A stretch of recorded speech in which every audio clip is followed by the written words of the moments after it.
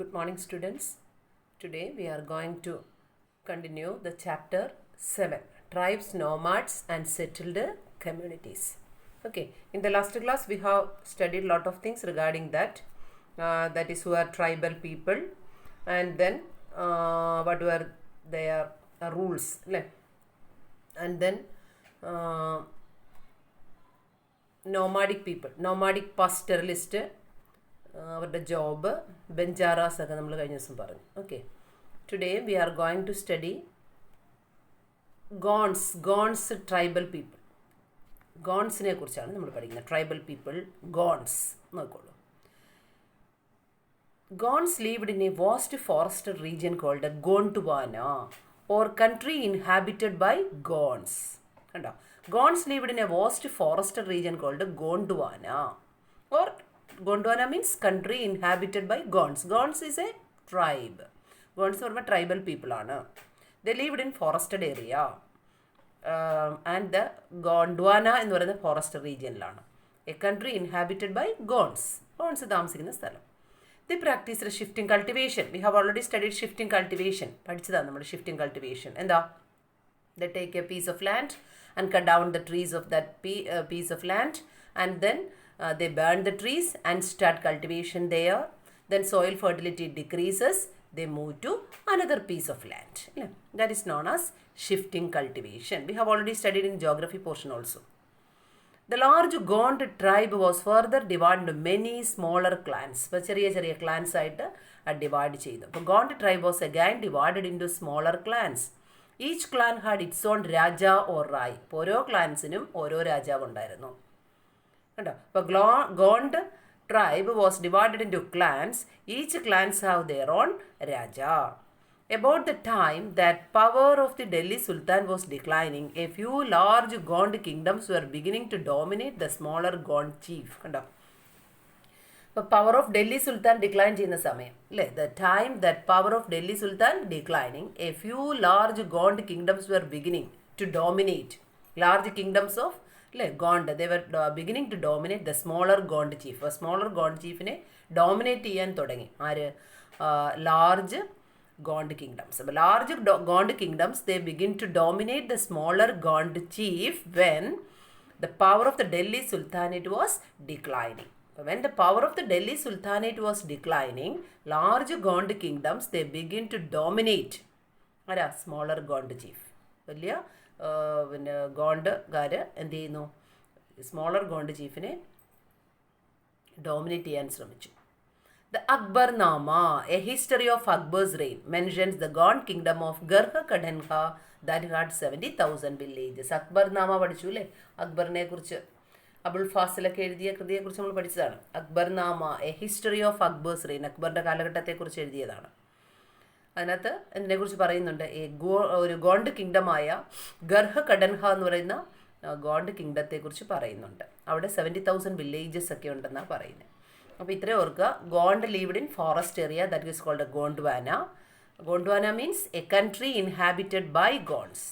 They practiced shifting cultivation. Shifting cultivation practice ചെയ്തു. പിന്നെ when each the Gond tribe was divided into clans, and each clan under the control of Raja. പിന്നെ when Delhi Sultanate power declining, large Gond kingdom were beginning to dominate smaller Gond chief. അക്ബറിൻ്റെ റെയിനെ കുറിച്ചുള്ള book ചെയ്ത അക്ബർനാമ, അതിനകത്ത് ഗോണ്ട് കിങ്ഡത്തെ കുറിച്ച് പറയുന്നുണ്ട്. ഗർഹ കഡൻക എന്ന് പറയുന്ന ഗോണ്ട് കിങ്ഡത്തെ കുറിച്ച് പറയുന്നു. How many villages are there? 70,000 villages in that. ഇനി അഡ്മിനിസ്ട്രേറ്റീവ് സിസ്റ്റമാണ് അവരുടെ. അഡ്മിനിസ്ട്രേറ്റീവ് സിസ്റ്റം, അത് നമ്മളൊരു ഇൻട്രൊഡക്ഷൻ പറഞ്ഞു. ഇനി administrative system. Administrative system of these kingdoms was become centralized administration system ആയിരുന്നു. The kingdom was divided into Garh. Each Garh was controlled by a particular Gond clan. അപ്പോൾ കിങ്ഡത്തെ divide ചെയ്യുന്നത് ഗർഹ് ആയിട്ട് divide. ഇപ്പം നമ്മുടെ രാജ്യത്തെ ഡിഫറെൻറ്റ് സ്റ്റേറ്റുകളായിട്ടും അല്ലേ, സ്റ്റേറ്റിനെ ഡിസ്ട്രിക്റ്റ് ആയിട്ട് divide ചെയ്യുന്ന പോലെ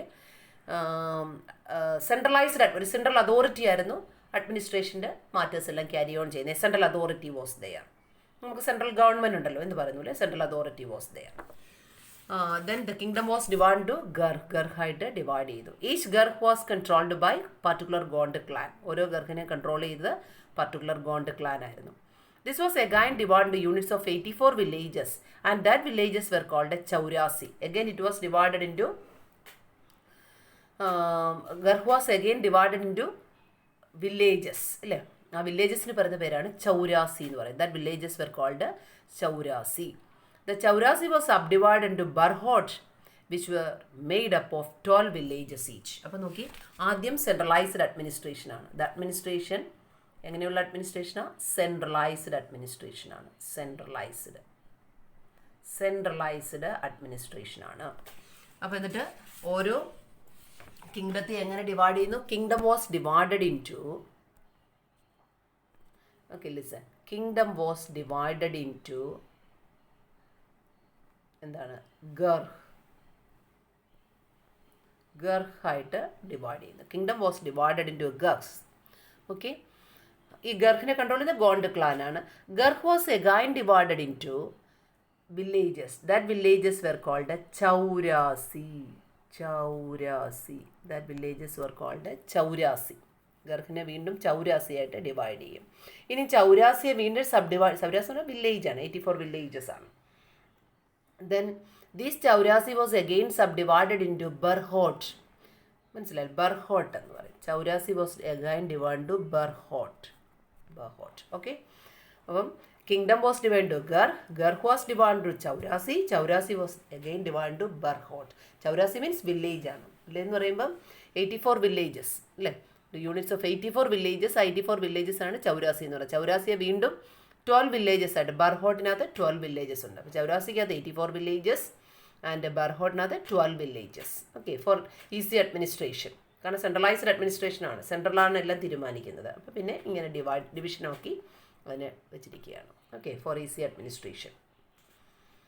അപ്പോൾ അതാണ് അഡ്മിനിസ്ട്രേഷൻ മെഷേഴ്സ്. അപ്പോൾ centralised administration system.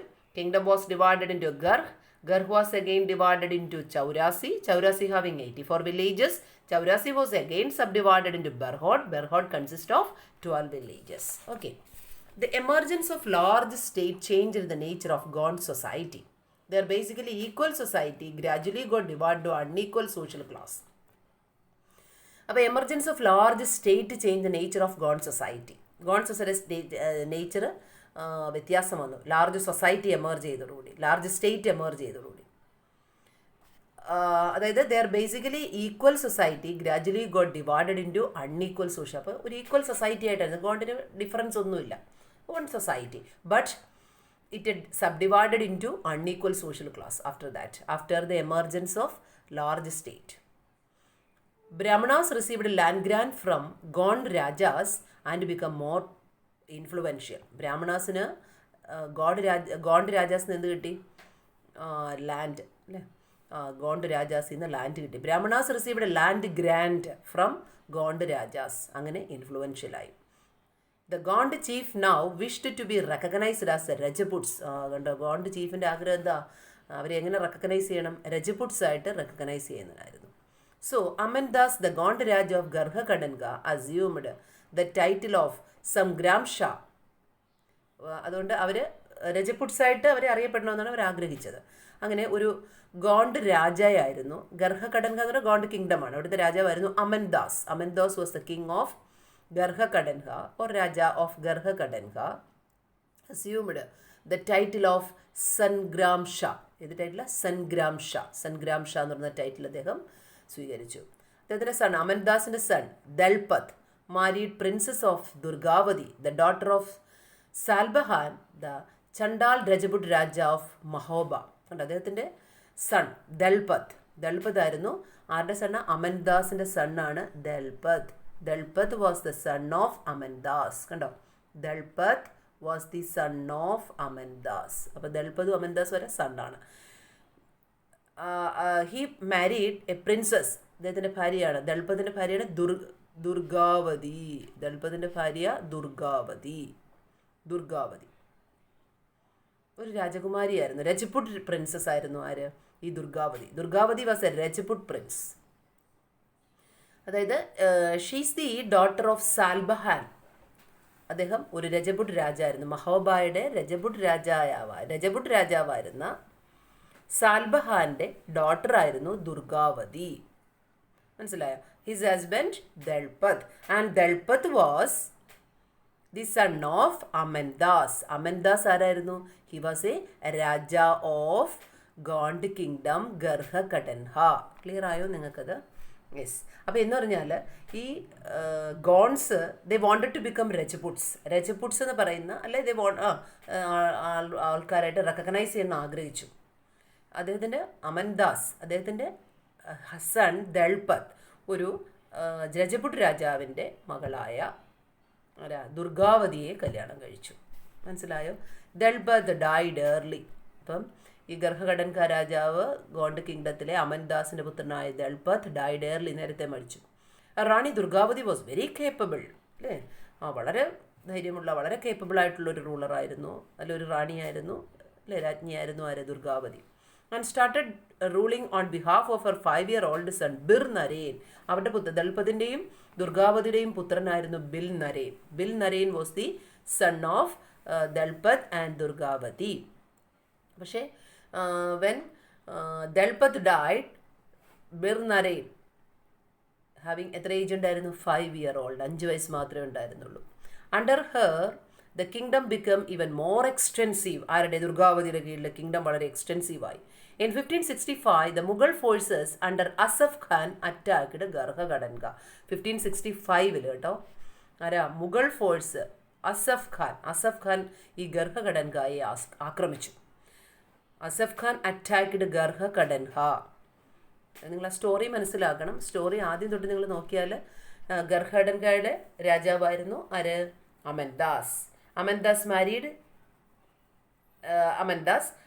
son Dalpat married Durgavati. Durgavati was the daughter of a Rajaput Raja, Salbahan. എന്നിട്ട് Dalpat died early. അപ്പോൾ Durgavati took the leadership of the kingdom, and then their son was Bir Naren, but he was only 5 years old when father was died, and under her kingdom Rani Durgavati, at that time in 1565 Mughal forces under Asaf Khan attacked ഗർഹകടൻകയെ ആക്രമിച്ചു. A strong resistance was put up by Rani Durgavati. ഭയങ്കരമായിട്ട് ചെറുത്ത് നിന്നു. Xi was defeated. പക്ഷേ എത്ര ചെറുത്ത് നിന്നിട്ടും എന്ത് ചെയ്തു? മുഗൾ ഫോഴ്സ് അല്ലേ, അപ്പോൾ എന്ത് ചെയ്തു? She was defeated and preferred to die rather than surrender. എന്നിട്ട് മരിക്കാൻ ആഗ്രഹിച്ചു. His son died fighting soon after. Her son too died fighting soon after. Okay. അതിനുശേഷം Garha Katanga was a rich state. It earned much wealth by trapping and exporting wild elephant to other kingdoms. കണ്ടോ? Trapping and exporting wild elephant to other king. അങ്ങനെയാണ് wealth ശേഖരിച്ചത് ഗർഹകടൻക. ഒരു rich state ആയിരുന്നു. How they became rich? They became rich by trapping and exporting wild elephant to other kingdoms. മറ്റുള്ള കിങ്ഡത്തിലേക്ക് എന്ത് ചെയ്തു? എലഫൻസിനെയൊക്കെ എക്സ്പോർട്ട് ചെയ്തു. They also trap the elephants. When Mughals defeated Gonds, they captured a huge booty of precious coins and elephants. കണ്ടോ? Mughals captured ഗോൺസിനെ അവരെന്ത് defeated അപ്പം എന്ത് മുഗൾസ് എന്തോ പിടിച്ചെടുത്തു? ഇഷ്ടം പോലെ പ്രഷ്യസ് കോയിനും എലഫൻസിനെയൊക്കെ പിടിച്ചെടുത്തു. ആരുടെ നിന്ന്? ഈ ഗർഹകടൻകായിൽ നിന്ന്. They annexed part of kingdom and granted the rest to Chandrashah, the uncle of Bir Naren. എന്നിട്ട് കിങ്ഡത്തിൻ്റെ കുറേ പാർട്ട് ഈ മുഗൾസ് എന്ത് ചെയ്തു? പിടിച്ചെടുത്തു. എന്നിട്ട് കുറച്ച് ഭാഗം ചന്ദ്രഷായ്ക്ക് കൊടുത്തു. ചന്ദ്രഷാ ആരാന്നറിയോ? ബിർ നരേൻ്റെ അങ്കിളാണ്. ബിർ നരേൻ ആരാ? Bir Narain was the son of Rani Durgavati and Dalpat. അപ്പോൾ ദുർഗാവതിയുടെ ബ്രദറായ ചന്ദ്രഷായ്ക്ക് കിങ്ഡത്തിൻ്റെ കുറേ പാർട്ട് മുഗൾസ് കൊടുത്തു. Despite the fall of Garhakadanga, the Gond kingdom survived for some time. However, they became much weaker and later struggled unsuccessfully against the stronger Bundalas and Marathas. Yes, അപ്പം ഗർഹകടൻക പിന്നെ ക്ഷയിക്കുകയായിരുന്നു. പിന്നെ ഫാൾ ഓഫ് ഗർഹകടൻക. അവർ റാണി ദുർഗാവതി മരിച്ചു, സണ്ണു മരിച്ചു. പിന്നെ Mughals അവരുടെ സ്ഥലങ്ങളെല്ലാം പിടിച്ചെടുത്തു. എന്നിട്ട് കുറച്ച് സ്ഥലം ആർക്ക് കൊടുത്തു? ചന്ദ്രഷാ. They gave some part of their kingdom to Gond kingdom to Chandrashah, the uncle of Bir Naren or brother of Rani Durgavati. And Gond kingdom survived for some time.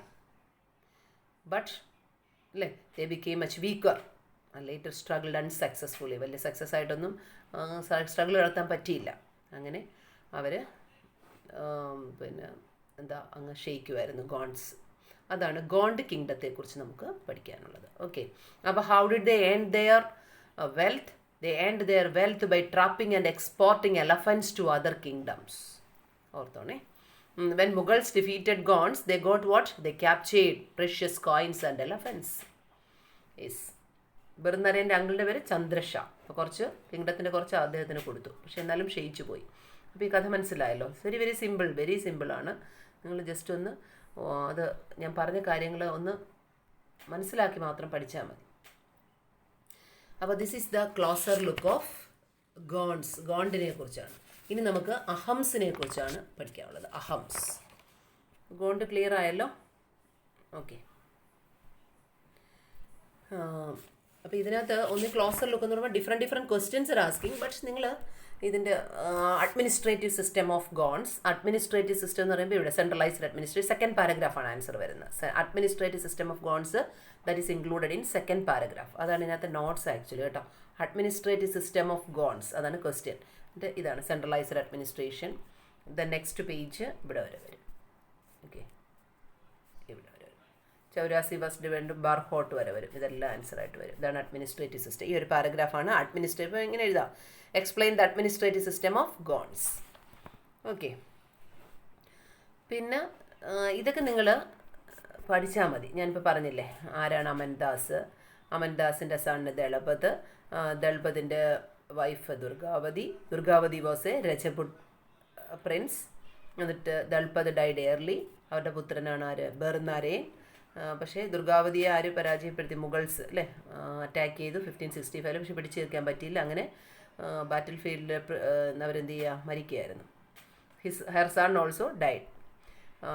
അപ്പോഴാണ് അവരെങ്ങനെ റിച്ചസ്റ്റ് ചെയ്യാൻ പറഞ്ഞല്ലോ. പിന്നെ മുഗൾസ് എല്ലാം പിടിച്ചെടുത്തു. എന്നിട്ട് ആർക്ക് കുറച്ച് കൊടുത്തു? ചന്ദ്രഷായിക്ക് കൊടുത്തു അല്ലേ, uncle of Bir Narayan or brother of Durgavati. Okay, അങ്ങനെ ദേ ബിക്കെയിം വീക്കർ, പിന്നെ വീക്കറായി. അപ്പോൾ അത്രയുമാണ് ഗോൺസിനെ കുറിച്ച്. അങ്ങനെ ക്വസ്റ്റ്യൻ ചോദിക്കുകയാണെങ്കിൽ അതാണ് ആൻസർ. ഇനി അടുത്ത നെക്സ്റ്റ് അഹംസിനെ കുറിച്ചാണ്. Ahams migrated to Brahmaputra Valley from present-day Myanmar in the 13th century. They migrated to Brahmaputra Valley. Brahmaputra, Assamil അല്ലേ? അസാമിലാണ് ബ്രഹ്മപുത്ര. യെസ്, ഫ്രം എവിടുന്ന? മ്യാൻമാറിൽ നിന്നാണ്. മ്യാൻമാറിൽ നിന്ന് ബ്രഹ്മപുത്ര വാലിയിലേക്ക് മൈഗ്രേറ്റ് ചെയ്തവരാണ് Ahoms. They created a new state by suppressing the older political system of Bhuyans or landlords അല്ലേ, Bhuyans or landlords. But they created a new state by suppressing the old political system. Old political system അല്ലേ, land ലോഡിൻ്റെ old political സിസ്റ്റത്തെ suppress ചെയ്ത് they create a new state. അപ്പം they created a new state by suppressing the landlords. By suppressing the landlords they created a new state. ആരെ? Ahoms created a new state by suppressing the landlord. During the 16th century they annexed the kingdom of Chutiyas and കോച്ച്ഹാജോയും ചുട്ടിയാസിൻ്റെ kingdom ഒക്കെ അവർ annex ചെയ്തു. And subjugated many other tribes. ഒത്തിരി ട്രൈബ്സിനെയൊക്കെ അവർ subjugate ചെയ്ത് പിടിച്ചെടുത്തു അല്ലേ, കീഴടക്കി. The Ahoms built a large state and for this they used fire arms and early as 1530s. ഇപ്പോൾ ഫയർ ആംസ് യൂസ് ചെയ്ത് ഫൈറ്റിങ്ങിന് വേണ്ടി അല്ലേ. They used fire arms for fighting.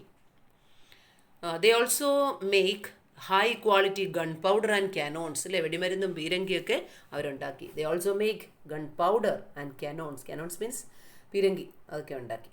അപ്പോൾ ഇത്രയൊക്കെ ഓർത്താൽ മതി. അപ്പോൾ അഹംസിൻ്റെ ഒരു they migrated to Brahmaputra valley from Myanmar. പിന്നെ ദേ സപ്രസ്ഡ് ലാൻഡ് ലോഡ്സ്, അങ്ങനെ അങ്ങ് ഓർത്താൽ മതി. ദേ സപ്രസ്ഡ് ലാൻഡ് ലോഡ്സിനെ സപ്രസ് ചെയ്തു. They annexed some kingdoms, Chutiyas and Koch Hajos. അങ്ങനെയുള്ള കിങ്ഡത്തെയൊക്കെ എന്ത് ചെയ്തു? അനക്സ് ചെയ്തു, പിടിച്ചെടുത്തു. പിന്നെ they used fire arms for fighting and they make gun powder and ക്യാനോൺസ്.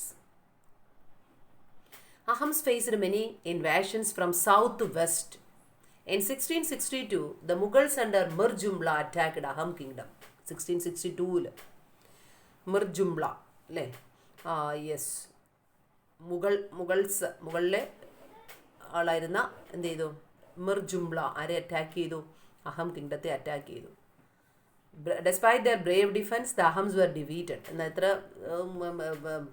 എന്താ പോരാടിയെങ്കിലും ധീരമായി പോരാടി, പക്ഷേ they were defeated.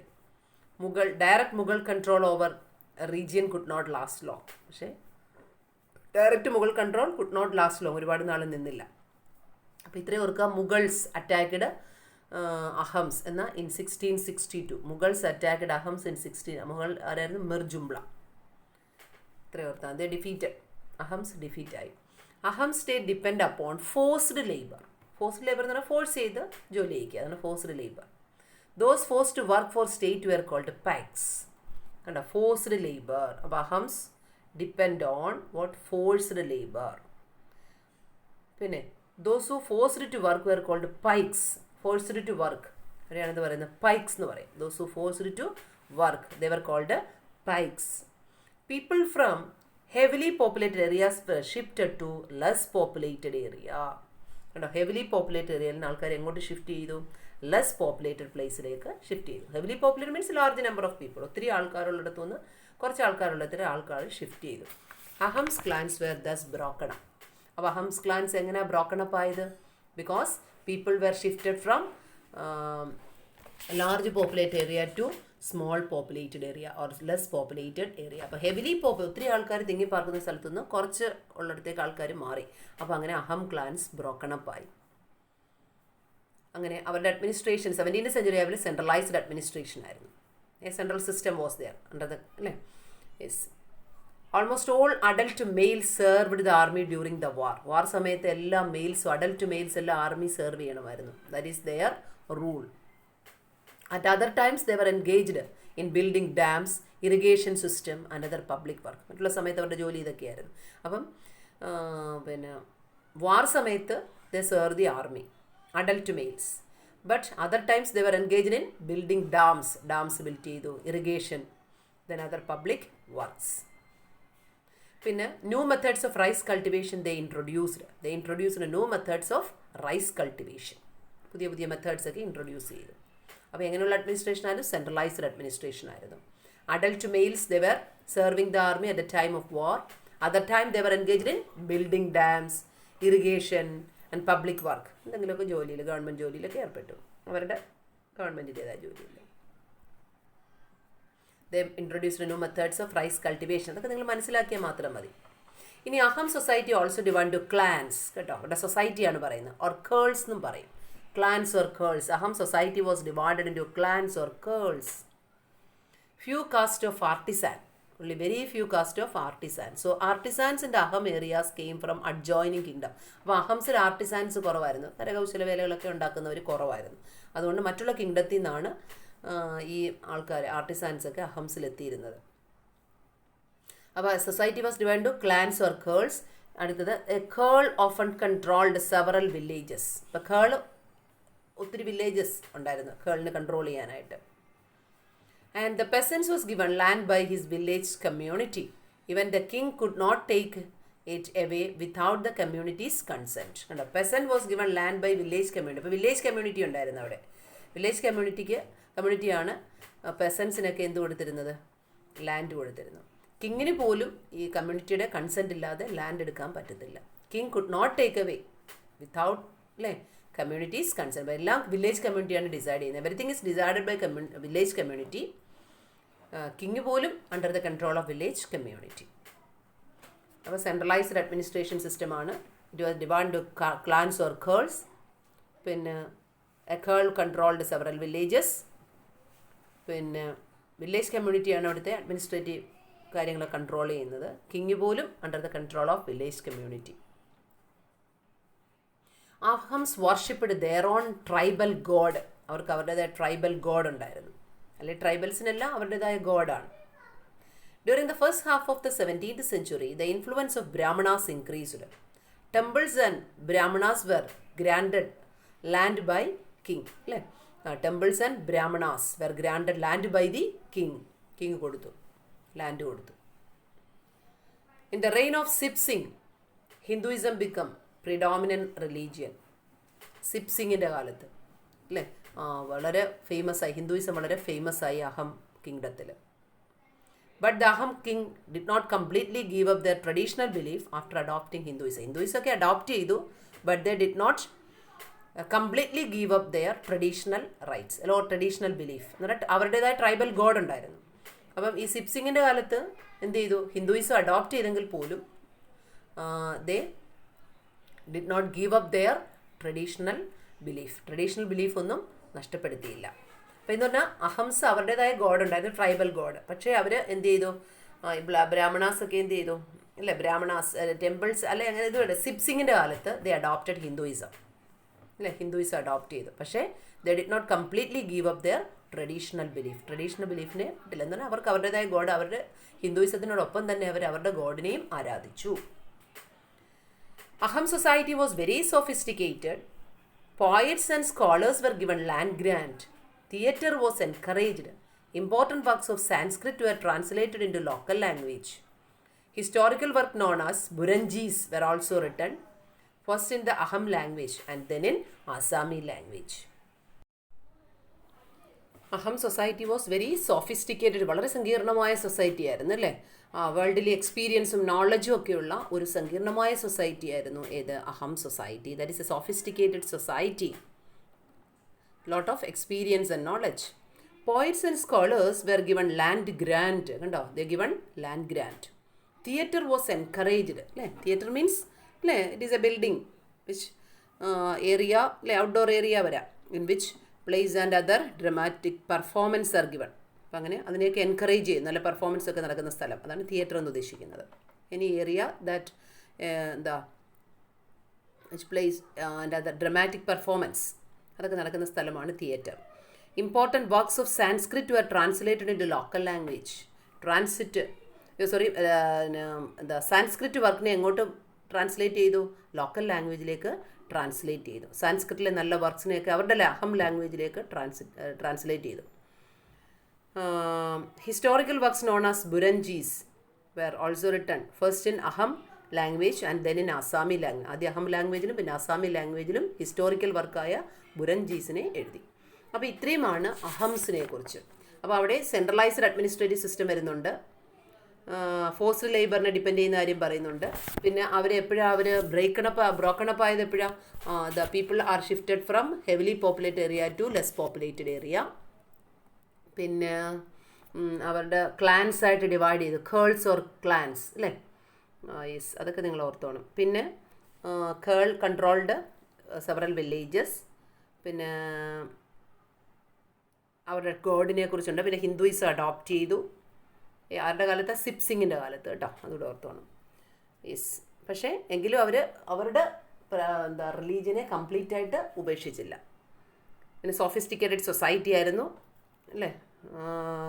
Sanskrit work, എല്ലാ സാൻസ്ക്രിറ്റ് വർക്കിനെയും അവരുടെ ലാംഗ്വേജിലേക്ക് ട്രാൻസ്ലേറ്റ് ചെയ്തു. അത് ഹിസ്റ്റോറിക്കൽ വർക്ക് ചെയ്ത ബുരഞ്ജീസാണ്, അഹം ലാംഗ്വേജിലും പിന്നെ ആസാമി ലാംഗ്വേജിലും എഴുതി. അപ്പോൾ ഇത്രയൊക്കെ ഉള്ളൂ അഹത്തിനെ കുറിച്ച്. അഹംസ് ഒക്കെ എളുപ്പമാണ് കേട്ടോ, ഗോൺസും അഹംസും എളുപ്പമാണ്. നിങ്ങൾ ജസ്റ്റ് നല്ലപോലെ ഒന്ന് മനസ്സിലാക്കിയാൽ മതി. ഡോണ്ട് ബൈ ഹേർട്ട് ചെയ്യേണ്ട ആവശ്യമില്ല. ഇനി അതിൻ്റെ കൺക്ലൂഷനോടെ നമുക്ക് നോക്കാം. ചാപ്റ്റർ അന്നേരം കഴിയും. Considerable social change took place in the subcontinent during the period we have been examining, അല്ലേ. Yes, lot of social change took place. Varna based society and tribal people constantly interacted with each other. Caste based society ഉണ്ടായി, tribal people interact with each other. This interaction caused both kind of societies to adapt and change. കണ്ടോ, tribal society also interact with caste based society. അപ്പോൾ ഒത്തിരി changes ഒക്കെ ഉണ്ടായി.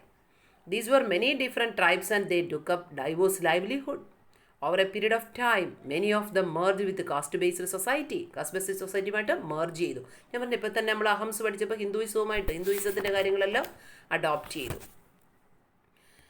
Hour rejected both the caste system and orthodox Hinduism, കേട്ടോ. എന്നാൽ others some, അല്ലേ, they rejected caste system and Hinduism. Orthodox Hinduism means ഹിന്ദുയിസത്തിൻ്റെ പല പണ്ടുള്ള ആചാരങ്ങൾ, അതാണ് ഓർത്തഡോക്സ്, അല്ലേ, പണ്ടുള്ള ആചാരങ്ങൾ. Some tribes established extensive states with well organised system of administration. അപ്പോൾ ദേ എസ്റ്റാബ്ലിഷ്ഡ് സ്റ്റേറ്റ്, എന്നിട്ട് എന്ത് ചെയ്തു, they administrative system was well organised. They thus became politically powerful. അങ്ങനെ administrative system well organised and they became politically powerful. This brought them into conflict with larger and many complex kingdoms and empires. കണ്ടോ, അപ്പോൾ അവർ നല്ല well organised administrative system follow ചെയ്തു and they became politically powerful and because of that they എന്താ conflict with other communities and empires.